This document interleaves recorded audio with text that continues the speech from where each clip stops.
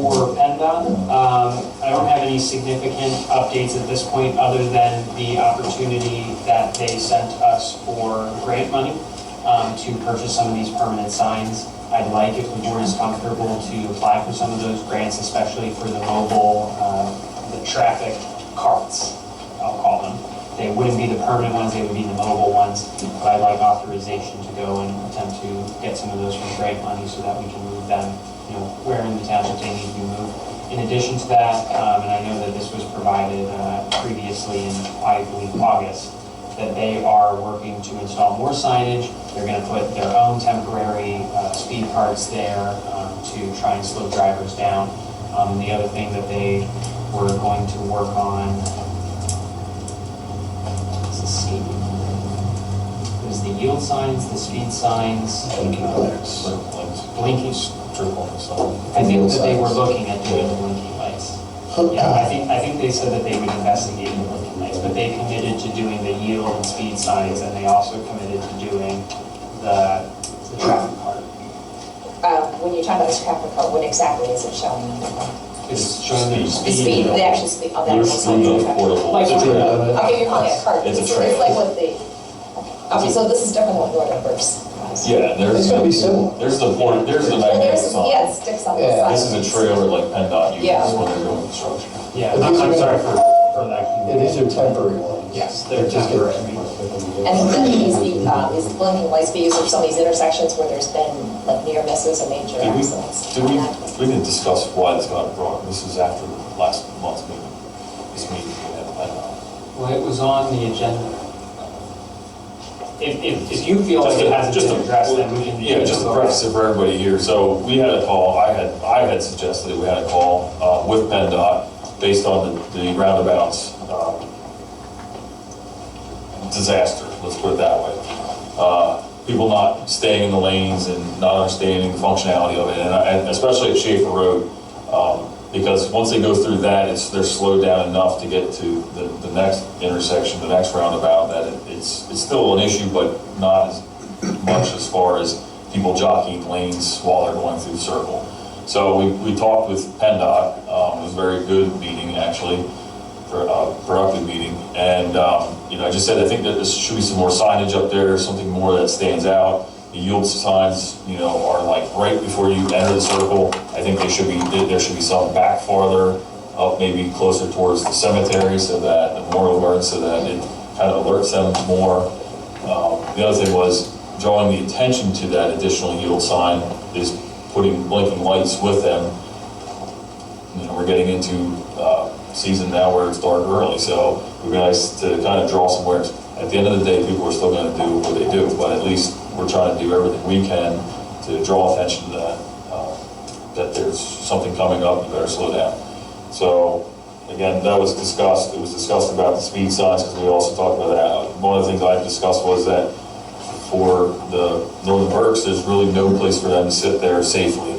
They can sit in the intersection, God bless them for sitting right in the middle lane, but that's going to be a head-on or something one day, hopefully not. But so that's why we talked about putting this speed sign up, something to kind of draw attention to that area and do what we can to try to mitigate some of these problems. So that's the preface on that. Well, people definitely are not yielding at Schaefer Road Roundabout. Because if you're coming around, they're splitting lanes, or they're taking the outside lane. Even if somebody's right there in the middle, they're just flooring it and going through. And we went through, I think, several brainstorming concepts that we had talked about at the previous meeting as well. And when I say the previous meeting, previous board supervisors meeting. So some of the things predated me when they were talked about, such as rumble strips being an example, and they gave us the reasoning why the community probably would not want them because of the noise that the rumble strips will make on any tractor trailer that gets slowed down by the side. So, it was a very productive meeting where they were very receptive to what we were saying, and I think that'll hopefully be a relationship we can work further on when the new construction for the other roundabout will begin.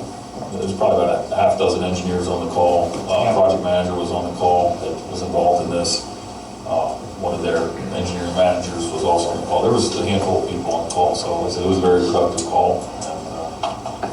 And listen, they shot us a whole list of ideas here for grants and stuff, and I don't see why we wouldn't go after the grants, that's my opinion.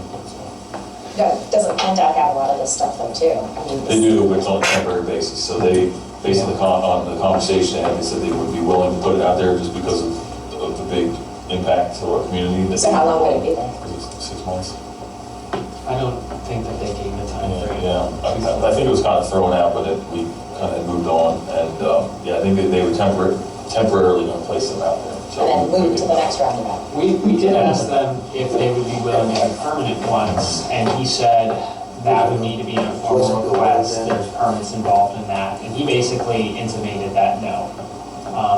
We could still pursue it, you know, because there is opening in some way, the way you talked For about the it. speed sign, I think they were willing to go, and, If the township took over the full ownership of that later, yeah. which, Yeah, batteries and all the repairs. Maintenance. yeah. And I think, you know, if the board wants to turn the grants over to that, or if you want me to do both, that's useful. Feedback for me. I think, you know, my mindset with doing these trailers is that they're mobile, we can use them for many purposes, and we can leave them out there for a long time, if you wanted to. No, you can't. Okay. No, you can't. Wintertime is really horrible on the batteries. Salt and all that. Yeah, so, We can move them before it snows. yes, well, even the batteries themselves, they die quick when they're out there. Yeah. Well, I think what board members had said before, the expense associated with doing some of the solar signs is significant. The beauty of the mobile ones is they're mobile. Right. But if the board would like me to look at doing the solar signs for that area, we can do that as well. Look at the prices for everything and then see what the grants are going to be available. Yeah. So solar would be the most ideal. It's going to give you the ability to not have to monitor as closely. But then the other thing is, are we going to be able to download the information off these devices to print out a report?